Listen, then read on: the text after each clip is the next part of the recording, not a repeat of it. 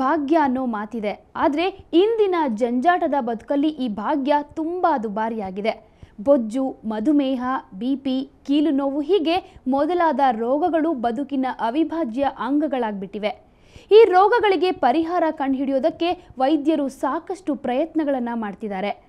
ಅವರ ಪ್ರಯತ್ನಕ್ಕೆ ಒಂದು ಅದ್ಭುತ ಯಶಸ್ಸು ಸಿಕ್ಕಿದೆ. ಆ ಯಶಸ್ಸು ಅನೇಕರ ಬದುಕಲ್ಲಿ ಮ್ಯಾಜಿಕ್ ಮಾಡಿದೆ ಗೊತ್ತಾ?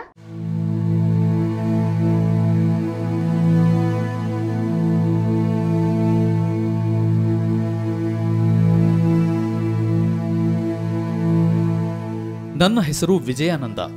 ಬೆಂಗಳೂರಿನಲ್ಲೇ ವಾಸ. ವೃತ್ತಿಯಲ್ಲಿ ಸಿವಿಲ್ ಎಂಜಿನಿಯರ್. ಮನೆಯಲ್ಲಿ ಅಪ್ಪ, ಅಮ್ಮ, ಇಬ್ಬರು ಮಕ್ಕಳು, ಸುಖವಾದ ಸಂಸಾರ. ಆದರೆ ಈ ಸುಖವನ್ನು ಅನುಭವಿಸೋ ಯೋಗವಿರಲಿಲ್ಲ. 40ನೇ ವಯಸ್ಸಿಗೆ ಮಧುಮೇಹ ಬಂದಿತ್ತು. ವಯಸ್ಸಾದಂತೆಲ್ಲ ತೂಕ ಒಂದೇ ಸಮನೆ ಏರತೊಡಗಿತ್ತು. BP, ಶುಗರ್, ಅರ್ಥರೈಟಿಸ್ ಕಾಯಿಲೆಗಳು ಬಂದು ಒಕ್ಕರಿಸಿದ್ದವು. ಪ್ರತಿದಿನ 70 ಯೂನಿಟ್ನ ಇನ್ಸುಲಿನ್ ತೆಗೆದುಕೊಳ್ಬೇಕಾಗ್ತಿತ್ತು.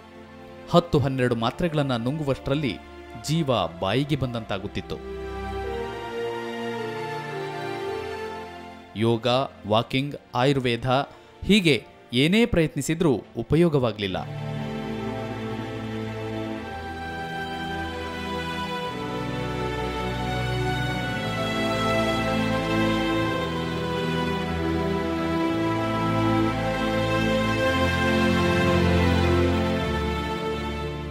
ಎಲ್ಲರೂ ತೂಕ ಕಡಿಮೆ ಮಾಡಬೇಕು ಅನ್ನೋರು. ಅವರು ಎಲ್ಲ ಪ್ರಯತ್ನನೂ ಮಾಡಿದರು, ಆದರೆ ತೂಕ ಕಡಿಮೆ ಆಗ್ತಾ ಇರಲಿಲ್ಲ. ಅವ್ರದ್ದು ಟೆನ್ಷನ್ ಲೈಫು, ಅವ್ರದ್ದು ವರ್ಕೇ ಆಗಿರೋದು. ಸೊ ಅವರಿಗೆ BPನೂ ಜಾಸ್ತಿ ಆಗ್ತಿತ್ತು, ಶುಗರು ಜಾಸ್ತಿ ಆಗ್ತಾಯಿತ್ತು. ಏನೇ ವರ್ಕ್ ಟೆನ್ಷನ್ ಕಡಿಮೆ ಮಾಡ್ಕೋತೀನಿ ಅಂದರೂ ಅದು ಆಗ್ತಾ ಇರಲಿಲ್ಲ. ಯಾಕಂದರೆ ಅವ್ರದ್ದು ಸಿವಿಲ್ ಇಂಜಿನಿಯರಿಂಗ್ ಫೀಲ್ಡ್, ಅವ್ರಿಗೆ ಯಾವಾಗಲೂ ಟೆನ್ಷನ್ ಇರ್ತಾನೆ ಇರ್ತಿತ್ತು. ಮನೆಯಲ್ಲಿ ನಾವು ಅವರಿಗೆ ಎಷ್ಟೇ ಸಪೋರ್ಟ್ ಮಾಡಿದ್ರು ಅವ್ರು ಟೆನ್ಷನ್ ಕಡಿಮೆ ಆಗೋಕ್ಕೆ ಮಾಡ್ತಿರ್ಲಿಲ್ಲ.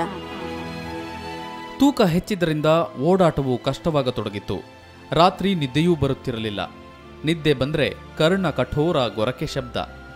ಅದನ್ನು ಕೇಳಲಾಗದೆ ನನ್ನ ಮಗನೇ ನನ್ನನ್ನು ರೂಮಿನಿಂದ ಹೊರಹಾಕಿದ್ದ. ನಿಜಕ್ಕೂ ಜೀವನ ಕಷ್ಟವೆನಿಸತೊಡಗಿತ್ತು. ಮನೆಯಲ್ಲಿಯೂ ನನ್ನ ಆರೋಗ್ಯದ ಬಗ್ಗೆ ಎಲ್ಲರೂ ಕಳವಳಗೊಂಡಿದ್ರು. ವಯಸ್ಸಾದ ಅಪ್ಪ ಅಮ್ಮ ಚಿಂತಿತರಾಗಿದ್ರು. ನಮಗೆಲ್ಲ ಸ್ವಲ್ಪ ಲೇಟಾಗೇ ಬಂದು ಇವನಿಗೇನು ಬೇಗ 40 ವರ್ಷ ಒಳಗಡೆ ಬಂದುಬಿಡ್ತಲ್ಲ, ಅದಕ್ಕೋಸ್ಕರ ಭಾಳ ಬೇಜಾರಾಗ್ತಿತ್ತು. 10-11 ಮಾತ್ರೆಗಳು, 70 ಯೂನಿಟ್ ಇನ್ಸುಲಿನ್ ತೊಗೋತಾ ಇದ್ದ. ಅಷ್ಟು ತೊಗೊಂಡ್ರೂ 300 ಮೇಲೆ ಇರ್ತಾಯಿತ್ತು. BP ಹೈ BP, ಯಾವಾಗಲೂ ಟೆನ್ಷನ್ನಲ್ಲೇ ಇರೋದು. ನಾವು ಒಂದು ಸ್ವಲ್ಪ ಆಫೀಸ್ಗೆ ಹೋದ್ರೆ ಇಲ್ಲಿ ಬೇಗ ಬರ್ತಾಯಿದ್ರು, ಏನು ಆಯ್ತು ಅನ್ನೋ ದಾರಿನಲ್ಲೇ ಆ ಥರ ಭಯ ಆಗಿರೋದು. BP ಬೇರೆ ಇತ್ತಲ್ಲ. ಈ ಸಮಯದಲ್ಲೇ ನನಗೆ ಬೇರಿಯಾಟ್ರಿಕ್ ಶಸ್ತ್ರಚಿಕಿತ್ಸೆ ಬಗ್ಗೆ ತಿಳಿತು. ದೇಹದ ತೂಕ ಕಡಿಮೆಯಾದರೆ ಸಾಕು, ಉಳಿದದ್ದನ್ನು ಮ್ಯಾನೇಜ್ ಮಾಡಬಹುದು ಎನಿಸಿತ್ತು. ತಕ್ಷಣ ಡಾಕ್ಟರನ್ನು ಸಂಪರ್ಕಿಸಿದೆ. ಡಾಕ್ಟರ್ ಭರವಸೆ ನೀಡಿದ್ದೆ ತಡ, ನನ್ನ 56ನೇ ವಯಸ್ಸಿನಲ್ಲಿ ಶಸ್ತ್ರಚಿಕಿತ್ಸೆಗೂ ರೆಡಿಯಾದೆ. ಏಕೆಂದರೆ ನಾನು ನುಂಗೋ ಮಾತ್ರೆಗಳ ಪ್ರಮಾಣ ನೋಡಿ ನನ್ನ ಹೆಂಡತಿ ತುಂಬ ಹೆದರಿಕೊಂಡಿದ್ಲು. ಕಿಡ್ನಿ ಫೇಲ್ಯೂರ್ ಆಗ್ಬೋದು ಅನ್ನೋದು ಭಯ ನನಗೆ ತುಂಬ ಇತ್ತು. ಯಾಕಂದರೆ ಇವರು ಇನ್ಸುಲಿನ್ ಡೋಸ್ ತುಂಬ ಜಾಸ್ತಿ ತೊಗೋತಾಯಿದ್ರು. ಯಾವಾಗ ಏನಾಗುತ್ತೋ ಇವ್ರ ಕಿಡ್ನಿಗೆ, ಯಾಕಂದರೆ ಅವರು ಮಾತ್ರೆಗಳು ತೊಗೊಳೋದು ನೋಡಿದ್ರೆ ಗಾಬರಿ ಆಗ್ತಿತ್ತು. ಊಟದ ಜೊತೆಗೆ ಪಕ್ಕಕ್ಕೆ ಇಟ್ಕೊಂಡು ತೊಗೋಬೇಕಾಯಿತು. ಅಷ್ಟು ಪ್ರಮಾಣದಲ್ಲಿ ಮಾತ್ರೆ ತೊಗೊಂಡ್ರೆ ಕಿಡ್ನಿ ಗತಿ ಏನಾಗುತ್ತೆ ಅನ್ನೋದು ಭಾಳ ಯೋಚನೆ ಆಗೈತೆ ನನಗೆ. 4 ತಿಂಗಳ ಹಿಂದೆ, ಅಂದರೆ 110 ದಿನಗಳ ಹಿಂದೆ ಶಸ್ತ್ರಚಿಕಿತ್ಸೆ ನಡೀತು. ಒಂದೇ ದಿನಕ್ಕೆ ಆಸ್ಪತ್ರೆಯಿಂದ ಡಿಸ್ಚಾರ್ಜ್ ಆಗಿ ಮನೆಗೆ ಬಂದೆ. ಅಷ್ಟರಲ್ಲಾಗಲೇ ವ್ಯತ್ಯಾಸ ಗೊತ್ತಾಗತೊಡಗಿತ್ತು. ತೂಕ ಇಳಿಯತೊಡಗಿತ್ತು. Sugar level ಕಡಿಮೆಯಾಗತೊಡಗಿತು. ಅಲ್ಲದೆ ನನ್ನ ಕೀಲು ನೋವಿನ ಸಮಸ್ಯೆ ಇದ್ದಕ್ಕಿದ್ದಂತೆ ಕಾಣಿಯಾಗಿತ್ತು. ಆಶ್ಚರ್ಯ ಅಂದರೆ ನನ್ನ ಗೊರಕೆ ಸದ್ದು ಕೂಡ ಸದ್ದಿಲ್ಲದೆ ಮಾಯವಾಗಿತ್ತು.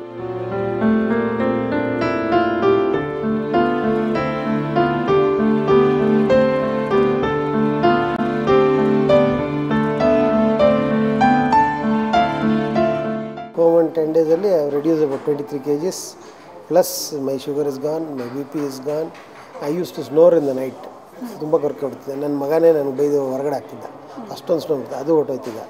ಸ್ನೋರಿಂಗ್ ಇಲ್ಲ, BP ಇಲ್ಲ, ಶುಗರ್ ಇಲ್ಲ, ಪ್ಲಸ್ ಜಾಯಿಂಟ್ ಪೇನ್ ಇಲ್ಲ. ಇಷ್ಟೆಲ್ಲ ಅಡ್ವಾಂಟೇಜಸ್ ಇದೆ. It is just like A magic. ಇಂದಿಗೆ ನಾನು ಶಸ್ತ್ರಚಿಕಿತ್ಸೆಗೆ ಒಳಗಾಗಿ 120 ದಿನ ಕಳೆದಿದೆ. BP, ಶುಗರ್ಗೆ ಸಂಬಂಧಪಟ್ಟಂತೆ ಒಂದೇ ಒಂದು ಮಾತ್ರೆ ಕೂಡ ತೆಗೆದುಕೊಳ್ತಿಲ್ಲ. ಇನ್ಸುಲಿನ್ ಚುಚ್ಚಿಕೊಳ್ಳೋದನ್ನ ಮರೆತೇ ಬಿಟ್ಟಿದ್ದೇನೆ.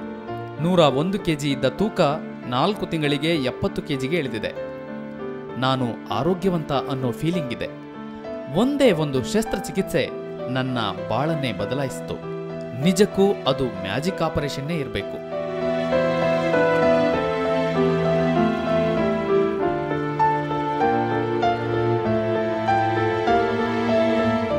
ವಿಜಯಾನಂದ ಅವರ ಬದುಕಿನ ದಿಕ್ಕನ್ನೇ ಬದಲಾಯಿಸಿದ ಬೇರಿಯಾಟ್ರಿಕ್ ಶಸ್ತ್ರಚಿಕಿತ್ಸೆ ಅಂದರೆ ಏನು, ಅದನ್ನು ಹೇಗೆ ಮಾಡ್ತಾರೆ, ಅದೇನು ಮ್ಯಾಜಿಕ್ ಮಾಡುತ್ತೆ ಅಂತ ತಿಳಿಯೋಣ ಈ ಒಂದು ಬ್ರೇಕ್ ನಂತರ.